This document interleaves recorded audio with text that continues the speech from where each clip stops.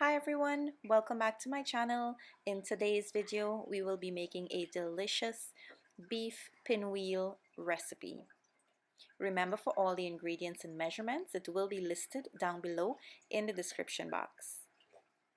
Now here is what you will need for today's recipe.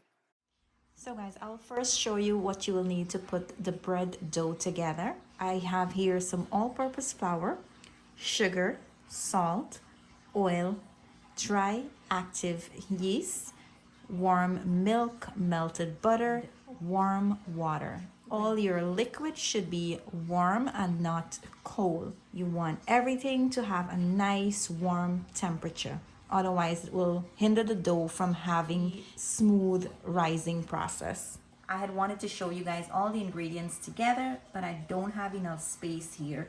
So I decided to show you what you will need for the dough first, and then we'll move on to what you will need for the beef filling. Now you want to place your flour on the side and all the other ingredients here so that you can have some space to work with.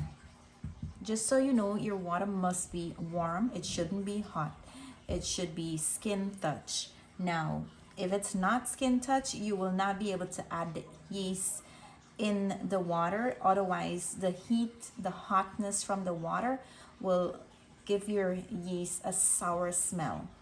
And it depends on how the liquid smells. That's how your dough will taste. So just be careful and mindful of that. I am going to add in here my milk to the water, and I'm just going to mix it a little bit, and I will also add in my sugar. I'm going to mix it a little bit.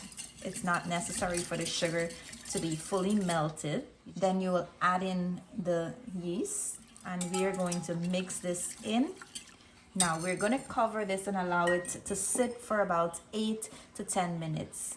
That is how long it will take for the yeast to proof. We want it to be nice and foamy on the top. I'll show you guys after 10 minutes how and what to expect. So guys, this is how you know when your yeast has proofed well. It's gonna have that thick foam on the top there. If yours doesn't foam up like this, it means your yeast is not good and you will need to redo this whole step. To that, I am gonna go in with my butter, and I'm gonna go in here with my oil. Now, if you like your dough to be a little bit on the sweeter side, you can go ahead and add in 1 more tablespoon of sugar. I have added 3 tablespoons, but if you want, you can add in 4 tablespoons. But this is the sweetness I like my dough to be, so I am just going to leave it as 3 tablespoons. Now you want to mix this to make sure that all the ingredients are evenly combined, and we'll place it on the side. And now we'll bring the flour to the counter. I am going to go ahead and add in my salt to my flour. You want to make sure that you add the salt to the flour and not to the yeast mixture. Otherwise, you will stop the yeast from activating. I'm going to go ahead and mix this to make sure that the salt is evenly distributed within the flour. Now I'm going to form a well in the middle, and I'm going to add in about half of that liquid I have first. And you also want to spread your finger and bring the dough together. Now I'm going to go in with the remaining liquid. Now it depends on the flour you're using. You may need to add a little bit more liquid or a little bit less. We are looking for a slightly sticky dough, but not too sticky. So now that my dough come together, I am going to knead it for about 4 to 5 minutes. Now, after kneading your dough for about 4 to 5 minutes, this is how it should be looking. You want the top to be nice and smooth. Now we're going to place this in the bowl and just flatten it out a little bit. And we're going to cover this, and we're going to place this somewhere nice and warm. Remember, if the temperature in your kitchen is not warm enough, your dough will take a really long time to rise. You are looking for the dough to be double in size, which will take about an hour to an hour and 30 minutes sometimes, depending on the temperature of your kitchen. I like to place this next to my stove or even in my oven and turn the oven light on. Now I'm going to cover this and I'll place it on the side and allow it to rest for that hour or even an hour and 30 minutes. I'll let you guys know the exact time it was sitting on the side for. Now let me show you what you will need for your beef filling. And here are the ingredients you will need to put your beef filling together. Here I have my beef. I've already washed and prepared it. I will also be using some Anchor cheese. In my plate here, I have some carrots, some corn, scallions, onion, celery, and pimento pepper. Over here for seasoning, I have some paprika and some TSP All-Purpose Seasoning. I have here some seasoning salt and some garlic salt, onion powder, complete seasoning, tomato paste, green seasoning, and you can prepare your green seasoning the way you like it. Add whatever you would like to add in. You know, everyone have their own taste, so I like to give you guys the option to prepare your green seasoning whichever way or however you like to prepare it. In my container here, I have some ketchup, Chinese sauce, oil, and some sweet soy sauce. Now let's head over to the stove so we can put our beef filling together. So guys, to my preheated non-stick pot, I am going to go in with my oil here. I'm not adding too much of oil because I know the beef will release a lot of oil as well. Now after your oil come up to a nice hot temperature, I'm going to go in with my green seasoning and my tomato paste. After about a minute or so, you want to go in with your beef. Now we're going to mix this and allow all the ingredients to combine. Now you want to allow this to cook on medium-high heat. Now we want it to release all that water, and we want the water to fry back out or, you know, evaporate before we add any other ingredients to it. So keep your stove on medium-high heat and allow that water to, you know, release and dry back out. As you can see, it's starting to release some water here. So guys, you want to make sure you stir it from time to time and allow all the water to dry out. So I'm just going to give this about 2 minutes more on the heat. So after that 2 minutes, I'm going to go in with my dry ingredients. And we're going to mix this again to make sure that all the ingredients are combined. Now, after that is combined, you want to go in with all your sauce.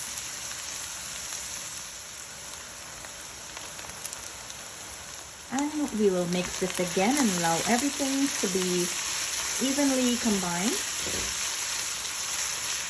Now, after everything is nicely combined, you want to taste this to make sure that the salt is good enough for you. If you would like to add some more salt, you can use the seasoning salt or the garlic salt as a substitute for salt. Because of all the seasoning I add, I will not be adding any salt. Usually I don't like to cook with salt. So if you think you need some more salt and you want to add it, go ahead and add it. But before you add your salt, you want to keep in mind that you're going to add some cheese to this, and that the cheese will give it a little bit more salt. So just keep that in mind, guys. Now after making sure that there's enough salt in there, you want to go in with all your veggies. I am going to turn my stove down to low, and I will mix this in to allow the veggies to soften up a bit. I don't like to add in my veggies in the beginning of frying the meat because I really like to see the veggies in the pinwheel. And when you're making pinwheel, guys, you want to make sure that you're adding veggie that does not release a lot of water. You want to keep the filling dry. You want to make sure that there's not too much liquid when you take it down. Otherwise, when you fill your pinwheel, it's going to get soggy from the water that will be releasing from the veggie. This is why I choose to use the veggies you see in here. Now on low heat, I will allow this to cook for about 5 minutes more. and I will turn my stove off and allow this to cool down completely before I filled my pinwheels. So that's it, guys. I will turn my stove off right now, and I will see you guys back in a few when I'm ready to fill my pinwheel. So guys, after an hour and 15 minutes, this is the size my dough rise to. Now it's about more than double in size actually. So I'm just gonna punch this down here now. You just wanna knead this to make sure that you get all the air out of the dough. And now we're gonna start rolling the dough out. We wanna make sure we have our dough rolled out to about like a little bit over a 1/4 inch. So I'm gonna go ahead and roll my dough out. So guys, when you're rolling your dough out, it's best to roll it into like a rectangular shape. I am going to try get mine in a nice rectangular shape. Now after we finish rolling the dough out, we will go ahead and add the beef, and you want to spread this out as thin as possible. You want to make sure that it's spread out evenly. After spreading out your beef, you will notice that I left about 4 inches of dough here that I didn't cover with any of the beef, and I'll show you why I did that a little bit later on.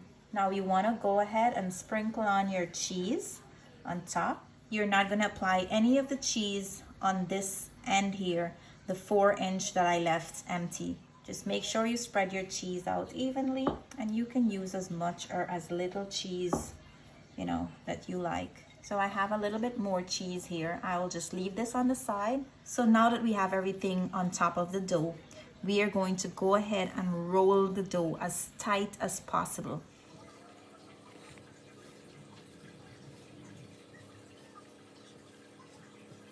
Now I have to flip this around so you get to see why I left that 4-inch space. Now this is the 4-inch space I was talking about right here. Before you cut your dough into small pinwheels, you want to make sure you have your pan prepared. So to my pan, I have a piece of parchment paper just for easy removal when it's done baking. I am going to place my pan to the side here, and I'm going to start cutting my pinwheels. And I'm going to make my pinwheel about, let's say, 1.5 inches to 2 inches. So we will start cutting this down here.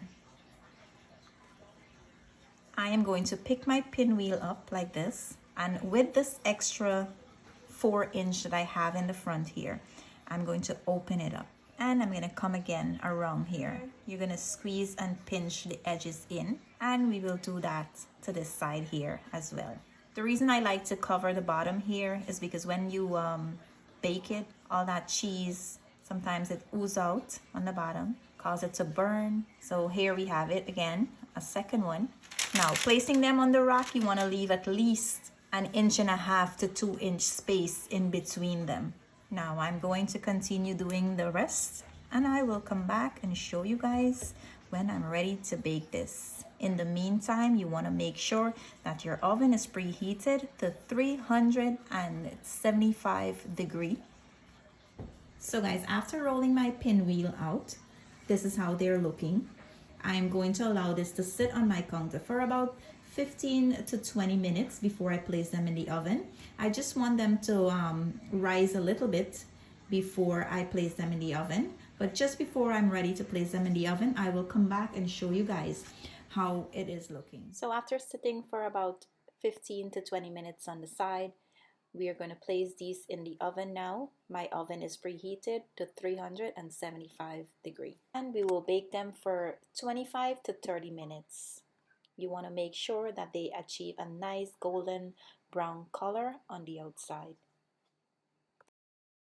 And after baking for 30 minutes, here is the final result of our pinwheel. I do hope you enjoy this recipe and give it a try.